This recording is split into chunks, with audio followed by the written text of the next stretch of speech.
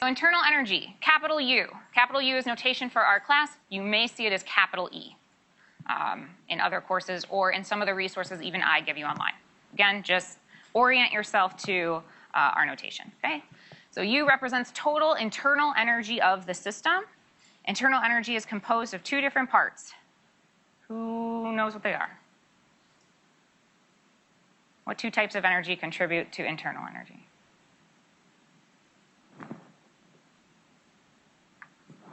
What kind of energy is motion? And what's the other option if it's not kinetic?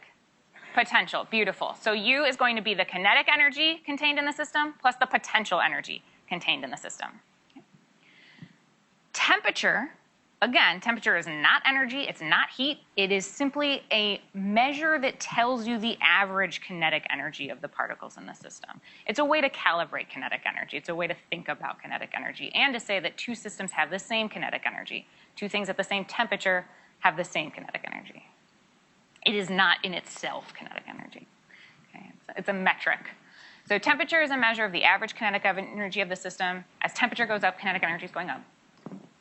And the types of kinetic energy we can think about, and I think on day one when we did the Kahoot, some of these words were there. So we could have translational kinetic energy, the movement of particles through space. They have some velocity and they're moving around. There's also rotation. So either rotation in their 3D axis, like they're tumbling through space. In addition, they might be rotating along their bonds.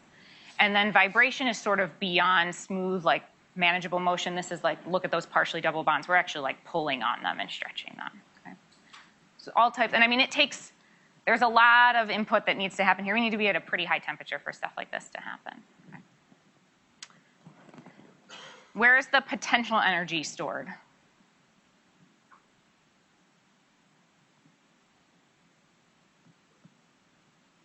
Yes.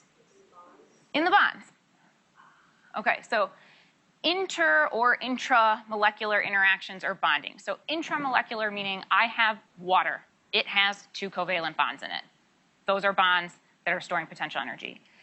Intermolecular interaction means that as the stuff moves around, it's going to kind of bounce against each other, bounce against the walls of the container. And so there's potential energy. There's some sort of transient interaction that might occur. There's some sort of loss of potential energy as it hits something and slows down. There's some transfer there.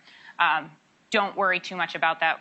We're going to oversimplify it and sort of ignore potential energy transfer through collision.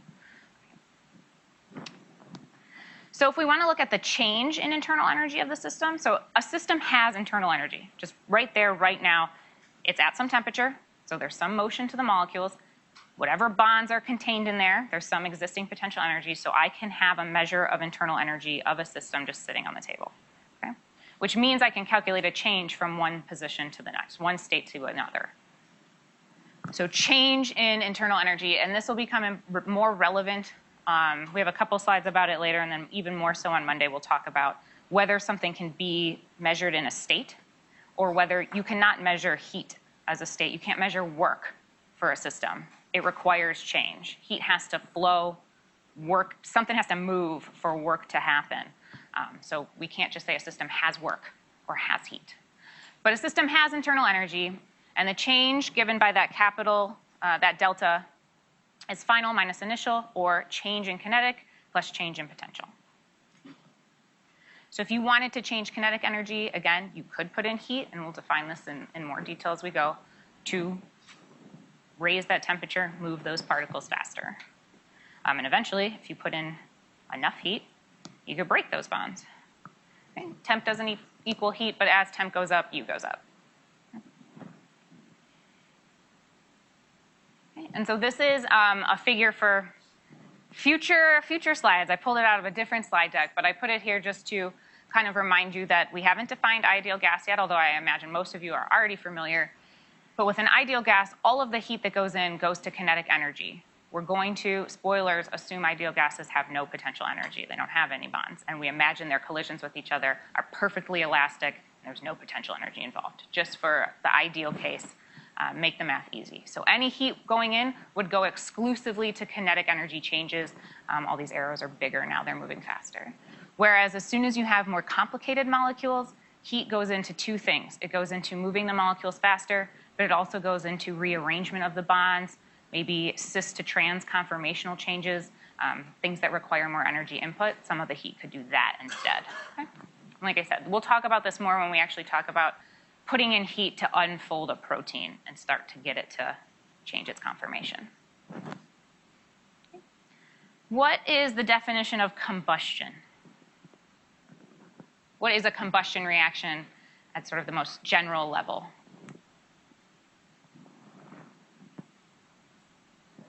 This is a combustion reaction, so you could maybe guess if you didn't already know.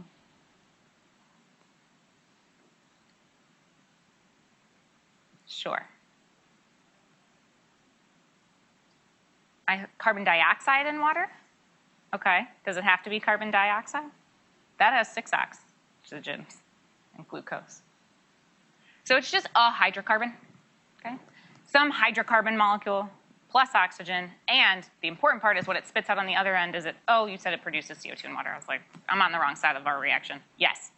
Mix the hydrocarbon with oxygen to get CO2 and water. Okay. Carbon dioxide and water. And we have some change in internal energy given to us as negative 2,801 kilojoules per mole. Okay, use internal energy of our system.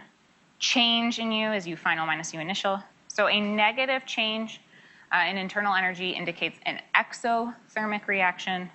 Heat energy is exiting. Okay? When this reaction proceeds forward, heat is released as a result of the combustion of glucose. Exothermic exit, whatever you need to memorize it. Positive change in internal energy indicates an endothermic reaction, or heat energy enters the system, heat is absorbed, heat has to go in. Again, whatever terminology helps you remember. Okay. So the combustion of glucose is an exothermic reaction. What that negative sign means, what that exothermic means, is that this reaction, when it proceeds, releases 2,801 kilojoules of energy for every mole of reactants going in. Okay. For every mole of glucose, it requires 602. Like we can't, but this is for, we're talking about 1 mole of glucose. This is how much energy we would get out.